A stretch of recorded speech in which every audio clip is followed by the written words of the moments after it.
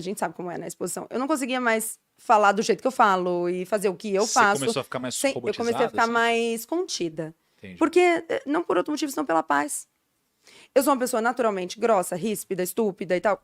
Tranquilão. Sou assim, fácil. Assim é quando eu tô feliz. Se eu estiver nervosa, eu vou falar desse jeito. Eu vou falar pra você, por favor, faz... Isso eu tô estourando. Você tá feliz, então, hoje, porque Você entende? o nosso Se eu tô papo tá aqui leve. gritando...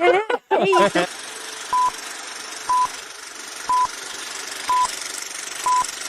Então, e aí fiz a faculdade e tal, trabalhava durante a faculdade também, terminei a faculdade e comecei nessa coisa do atender um pouco, aí veio o Instagram que fez esse movimento.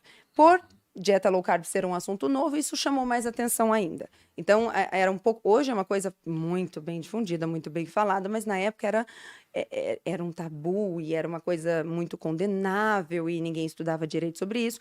Lógico que, como todos os assuntos em ciência, ainda se fala muita besteira, mas era uma coisa que chamou a atenção. Fui convidada para fazer uma entrevista num programa na Gazeta e isso deu uma explodida e naquele dia, no dia seguinte, já o telefone do consultório já não parou mais e a coisa foi acontecendo.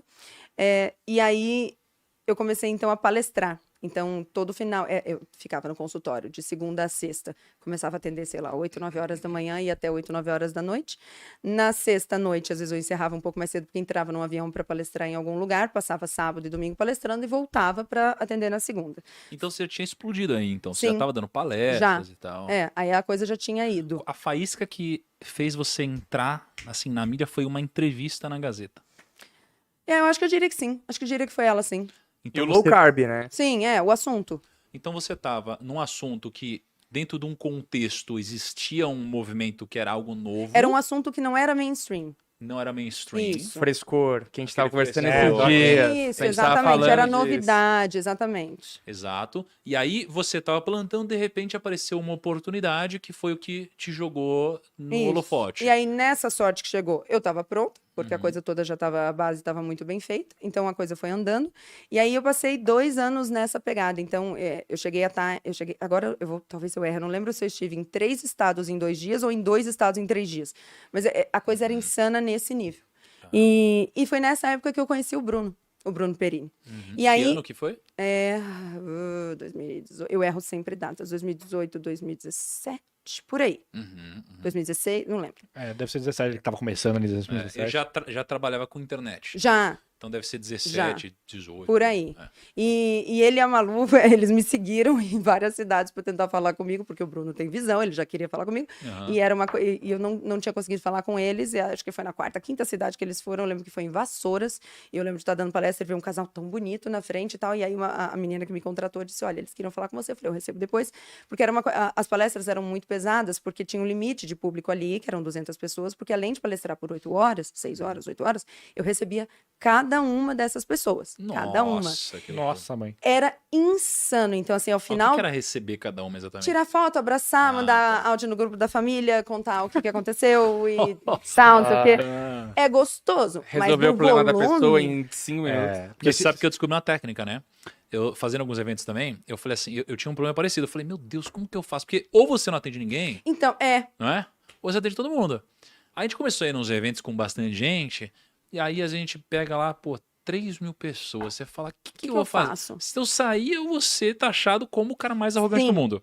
Se eu ficar, Eu morro. eu morro. É. E se eu der atenção, eu morro. Se eu Aham. der pouca atenção, vou reclamar de mim Sim. também. Vou falar que eu sou... O que eu faço? Aí eu descobri uma técnica. Essa técnica aqui é massa, hein? Fica a dica. Eu fiz o seguinte, ó. Pega o microfone.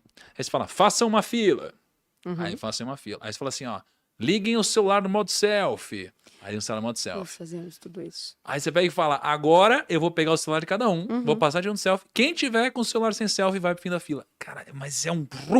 É tipo 1000 fotos em 10, 15 minutos. Não, assim. a gente chegou num ponto... Loucura. Ele porque industrializou a Não, foto. porque antes era, pensa, Entendi. geralmente a galera tomava de 1 a 2 minutos do tempo do Thiago e quando é 200 pessoas... Não é problema Não, aí. a O problema é gente que é isso vezes 1000, tá Isso, ligado? É, 2 vira- dias. A gente chegou Deve nesse ser ponto de loucura. colocar, são tantos segundos por pessoa e a pessoa que estava organizando o evento cuidava e tal. Mas mesmo assim é muita Difícil, gente, é muita muita gente. gente. E aí nessa, então eu já estava muito cansada mesmo. E eu lembro do Bruno falar para mim, cara, por que você não faz um negócio online? Só que eu sempre tive todo o preconceito, ainda tenho, todo o preconceito do mundo com isso. Então, eu tava até falando com a Ju ali, ela disse, por que você acha que deu certo? Eu falei, eu não sei, porque eu sou totalmente avessa a tudo que dá certo, tudo que todo mundo faz pra dar certo, eu sempre falo, gente, isso é horrível, eu não vou fazer. Eu não faço, sabe? Então, não sei, sinceramente não sei. Então, quando ele falou, faz, eu falei, não, vou fazer curso online, que curso online? Não existe curso online. Só que a coisa ficou tão impraticável que um dia eu liguei pra ele e falei, Bruno, pelo amor de Deus, eu só preciso ficar um dia em casa. E aí eu já tinha, então, mais de 500 mil de seguidores. E já era uma galera pedindo faz alguma coisa online quando eu finalmente topei. Pause. Antes de você chegar nesse ponto, de falar, vou aqui lançar um infoproduto e tal, você já estava grande em número de Sim, tinha seguidores. mais de 500 mil já. O que você fez e fazia para você, de fato, crescer, desenvolver uma audiência? Eu Você tinha alguma sempre rotina? eu produzia conteúdo quando não tinha esse termo ainda. Produzir conteúdo. Então, na época era o Snapchat, e ali foram os maiores erros da minha vida, mas pelos quais eu sou grata. Eu dividia muito, tudo, da hora que eu acordava, à hora que eu dormia. Era um Big Brother Kardashian no Snap, sabe? Então, Mas por que você se arrepende, assim? porque naturalmente eu paguei um preço grande. Hoje eu entendo que a exposição não é assim. Hoje, entende? Entendi, As pessoas entendi. que eu amo pagaram um preço grande. A gente já tivemos problemas grandes de verdade. Hoje eu manejo isso muito melhor. Mas na época isso aproximou muito as pessoas. Mas era a febre da época do Snapchat era pra mostrar o que devia ou não devia no Snapchat. Era tudo. É rápido, Era- passou, free. passou, É? acabou, então só É. mostrava Essa 24 fase do horas. Snapchat, assim, cara. Poxa, isso foi um negócio absurdo. Era literalmente você assistia e sumia. É. Tipo, você não conseguia ver duas vezes, Mas nos entendeu? Estados Unidos até hoje bomba esse negócio. Sim. Você vê as ações do É, mas Snapchat. aí é num contexto que quando É, tomou esse contexto eu já saí. que eu Virou É. mais 18 nos Estados Unidos. É. Ah, é? O Snap morreu aqui por causa Carrega. disso. Era foto de coisa o tempo todo que você recebia. Eu falei, agora não dá pra ficar aqui. Entendi. E aí, nessa época do Snap, que a coisa bombava desse jeito, o Instagram lançou a função Stories. E eu não fui nem a pau. E eu lembro que eu ainda brincava que eu fui a última que apagou a luz e entregou a chave, mas eu fiquei no Snap até ele morrer. E mesmo assim, na hora de migrar para o Instagram, não foi legal, porque o Snap eram 20 mil pessoas íntimas que me viam.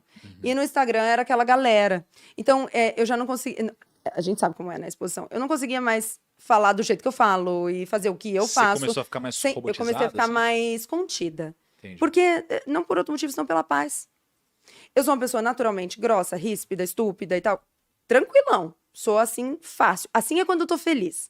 Se eu estiver nervosa, eu vou falar desse jeito. Eu vou falar pra você, por favor.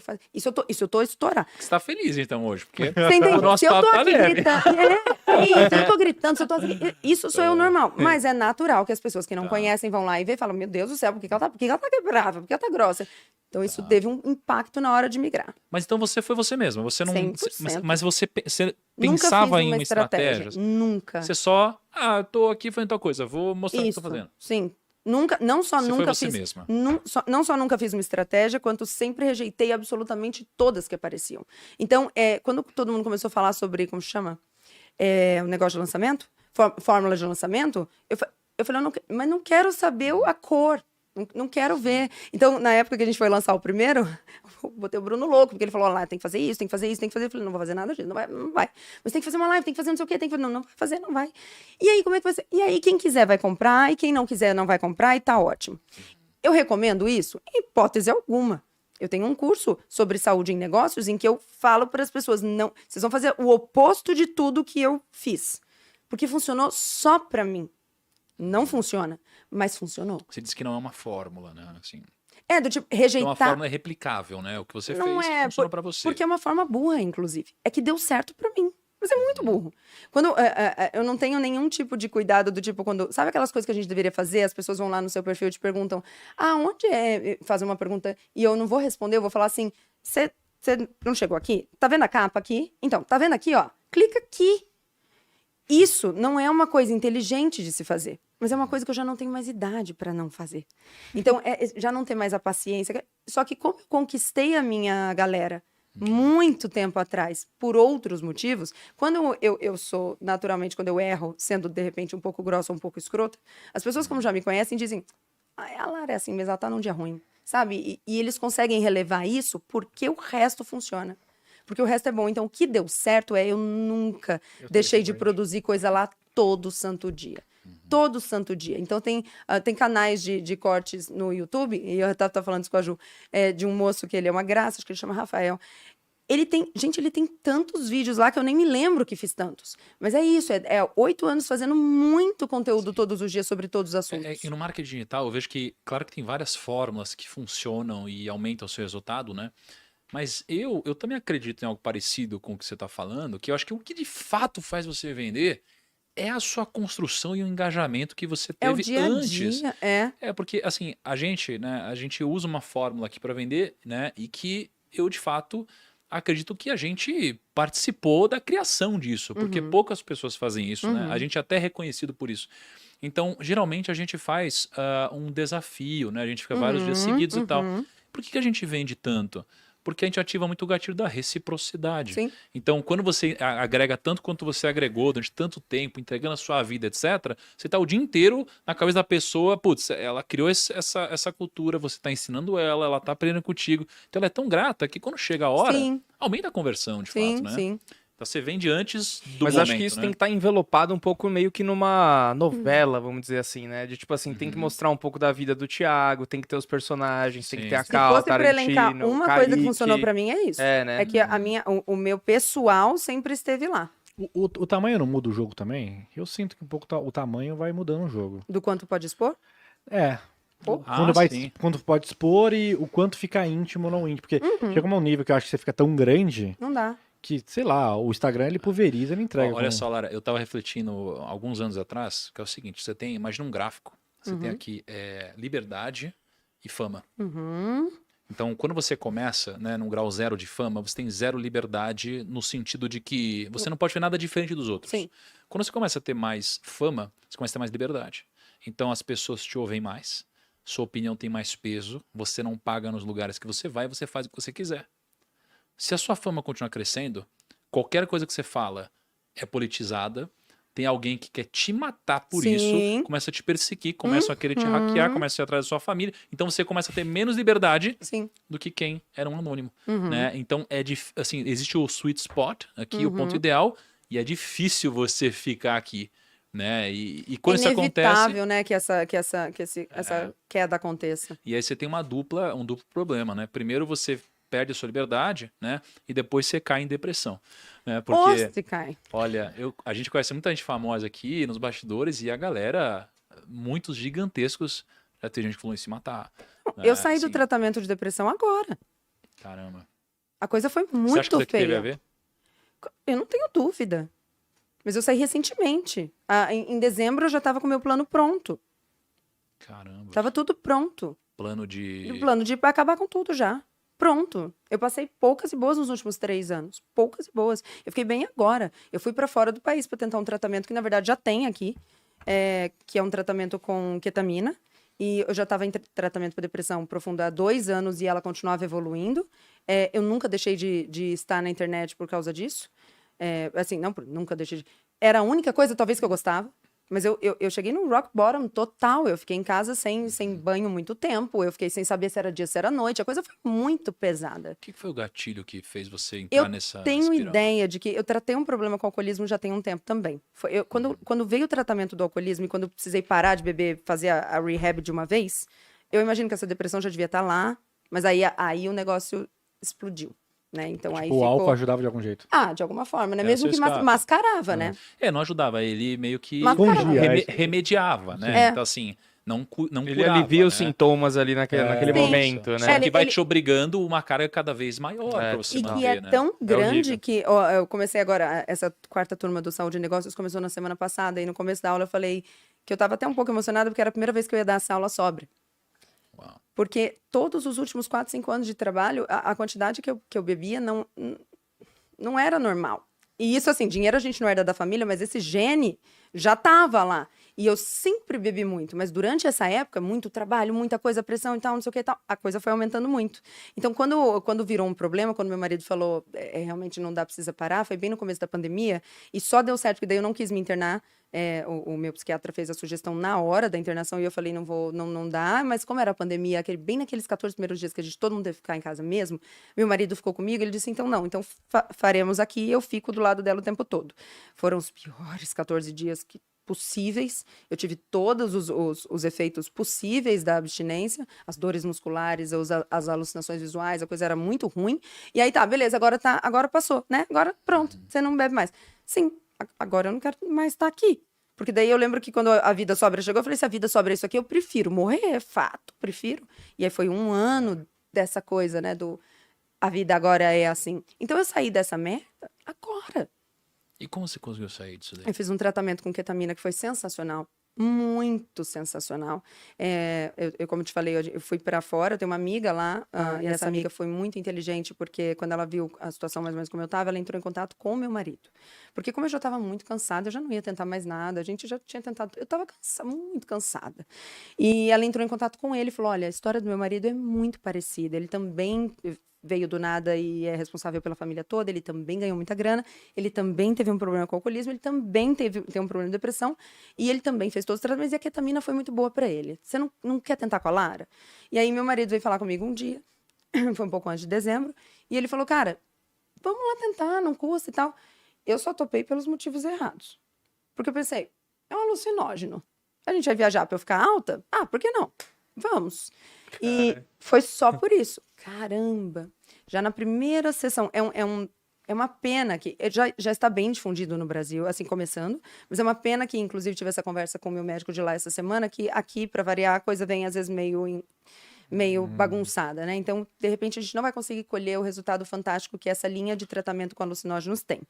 Mas, já nas 2, 3 primeiras sessões, é como se desligasse uma chavinha, assim. Tem um documentário na Netflix. Sim, que é o How to Change Your Mind, que vem do livro do Michael Pollan, que é um cara excepcional. Esse livro é fantástico, esse documentário chegou agora.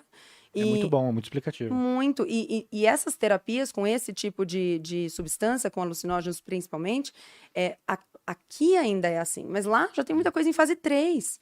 Então é muito interessante. E que tipo de reflexões você fez quando você estava no rock bottom, assim? Que tipo de... Vou te falar qual que era a reflexão. Quando eu pensava, não quero mais estar aqui, pra mim já deu, quando alguém dizia assim, eu ouvi alguém falar assim, por exemplo, a gente passava na rua e tinha uma pessoa bem drogada, bem acabada ali pra morrer, sabe? Assim, um cracudo pra morrer. As pessoas falavam assim, olha lá, perdeu a vida inteira, judiação, olha que judiação tão novo, perdeu a vida inteira. Ou quando um artista se suicidava, puxa, olha lá, tão cedo. Eu lembro que eu pensava assim, mas eu já fiz tudo o que eu queria, a minha vida foi linda, eu vim de não ter nada, e eu fiz tudo o que eu queria. Eu ganhei o dinheiro, eu viajei para onde eu quis, eu comprei as coisas que eu quis, eu ajudei todo mundo que eu quis. Tá bom. Eu não pensava nisso de uma forma macabra. Eu pensava nisso de uma forma muito reconfortante, do tipo, já tá bom, para mim já tá bom, tá ótimo, já deu. Eu só quero parar, porque era isso. E o que te faz querer continuar hoje? Hoje eu não tenho esse problema. Para mim é isso. A chavinha desvirou. Você tem prazer em viver hoje? Sim, muito. Hoje eu choro de emoção numa situação em que a emoção cabe. Mas é difícil para mim tentar entender isso de um lado filosófico e espiritual, porque eu penso muito nesse lado puramente bioquímico. Sim, hoje eu não tô doente. Então eu consigo ter o reflexo natural humano de não querer morrer. Então, se você vai atravessar a rua, você naturalmente olha porque é natural que você não queira morrer. Se tem uma coisinha fora do lugar, você vai falar, cara, eu vou. Morrer, morreu. Caramba, hein? E o que você pode... Não é um assunto que geralmente a gente aborda aqui, mas eu tenho recebido muitas pessoas me mandando mensagem, falando assim, eu quero tirar minha vida, etc, tá? E tem uma coisa que eu comecei a fazer, tá? E claro que é um remédio, digamos assim, ou uma cura completamente diferente dessa, proposta por você. Mas o que eu comecei a fazer?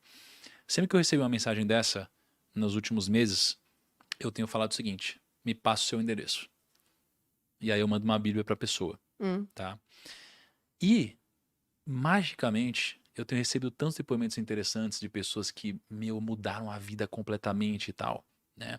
E como eu tenho recebido muitas mensagens sobre isso, o que você pode falar para essas pessoas num tom de incentivo ou direcionamento e que talvez tenha funcionado para você além da questão química da coisa? Porque eu tenho certeza que aqui tem gente com alguns pensamentos ou pessoas que conhecem pessoas que estão passando por isso agora, para ajudar essas pessoas. Em julho desse ano... Bom, nós estamos em julho. Agora, esse ano, saiu um estudo muito recente sobre... E esse estudo é muito revolucionário na área da psicologia e da psiquiatria, porque tem pelo menos 50 anos que a depressão é relacionada a queda, abaixa os níveis de serotonina. Então, todos os tratamentos existentes sempre focaram nisso. Em julho, esse estudo que saiu, então, em julho, ele, pela primeira vez, mostra que não necessariamente um causa o outro. Ou seja, pode haver depressão mesmo com altos níveis de serotonina. Para a comunidade médica, isso é uma coisa assim, ó. Porque o que isso significa? Isso significa que isso que você está falando tem um fundo de verdade, que é o seguinte: você pode não estar depressivo apenas porque o seu cérebro está doente ou seus níveis de serotonina estão baixos. Também é a primeira vez que uma geração vive tanto na superfície e sem propósito. Então, quando as pessoas dizem, quando eu converso com alguém e a pessoa diz, pô, mas você não acredita em Deus, mas não sei o quê, e eu sempre falo pra ela, eu não tenho nenhuma intenção de te convencer do contrário, e aliás, toda vez que alguém me fala alguma coisa tipo, pô, Lara, eu tô duvidando da minha fé, o que eu devo ler? Eu sempre falo, entra no teu quarto, fica de joelho, fala com o seu criador e diz pra ele que sua fé está abalada e conversa com ele. Porque a minha intenção não é te tirar disso, porque isso não é bom. Por que isso não é bom? Porque o que valida uma vida não é necessariamente os níveis de serotonina, mas o sentido que existe nela. E esse estudo que saiu agora, basicamente, está levando a gente a começar a ver isso de uma forma mais séria. Então, há quem, mesmo com Deus no coração, a família por perto e dinheiro, realmente vai sofrer com depressão? Sim, claro que tem. É uma doença neuroquímica. Mas também há, pela primeira vez nos últimos 100 anos, uma galera que pode ter esse mesmo desbalanço emocional sem nenhum tipo de causa que uma medicação salvaria. Seja uma medicação tradicional, seja um tratamento com alucinógeno, seja o que for. Então, essa coisa do, olha... de repente, o que você precisa é achar esse sentido, pode ser na espiritualidade, pode ser em outra coisa. Eu diria que não dá para isolar nenhum dos dois. Tem que ter os dois. Seja o tratamento com o propósito, seja o tratamento com a espiritualidade, mas a gente não vai conseguir sair de um lugar onde tem tanta gente tão jovem, cansado da vida, se essas pessoas não têm um propósito de vida no dia a dia, mas é um propósito que, assim, não é aquela Não é motivação, né? Isso, não é aquela coisa, mas qual que é o meu propósito? Não, é um propósito simples. Seu propósito é acorda, arruma a sua cama, varre lá na frente, que tá um caos, arruma esse armário aqui, e ó, sua mãe precisa de você. Então, sim, você vai dormir cedo, porque amanhã cedo você vai levar ela não sei onde. Essas coisas das quais a gente se livrou, afinal, eu não sou obrigado a nada, entende? Pra mim, elas têm um peso muito grande no jeito como a gente começou a se sentir. E eu vi isso em mim. Porque quando o dinheiro chegou, a facilidade também chegou. Então eu lembro que eu sentia falta de um problema. Porque eu falava, gente, quando eu era pobre, uma mangueira na varanda era um dia de festa. Hoje eu tô nas Maldivas, no lugar mais chique, e eu tô aqui assim, tipo, mano, ok, é bonito, mas isso é a falta do propósito. Entende? Pra mim isso é muito importante. É completamente. Às vezes a gente, né, acha que o dinheiro vai preencher um vazio que tá aqui dentro. Até o momento que de fato a gente tem dinheiro suficiente para fazer tudo, a gente percebe que não era foi isso. preenchido. Não é o dinheiro que vai preencher isso. Cara, Mas é difícil falar isso para quem não de fato E é interessante, só te interrompendo, que seja difícil, porque eu lembro do Jim Carrey falando isso. E ele falou assim, as pessoas falam, você fala isso porque você tem dinheiro. E aí ele disse, sim, é por isso que eu posso falar que não é isso. A gente só não pode confundir, porque às vezes também alguém tá assistindo e fala assim, não, mas então quer dizer que ter dinheiro é ruim? Ter dinheiro não é ruim. Deus, né? Mas às vezes as pessoas fazem uma confusão, ter dinheiro é bom, é incrível, Porque te permite fazer um tratamento, tudo isso. Porque quando eu falava, olha, quando eu era pobre eu era mais feliz, sempre tinha alguém que falava, então volta. Eu falava, não, eu prefiro morrer triste desse jeito aqui do que voltar lá. Não é isso? Vou morrer num velório de luxo maravilhoso, open bar pros meus amigos, vai ser bárbaro. Não é isso. Perfeito, você ia falar. Mas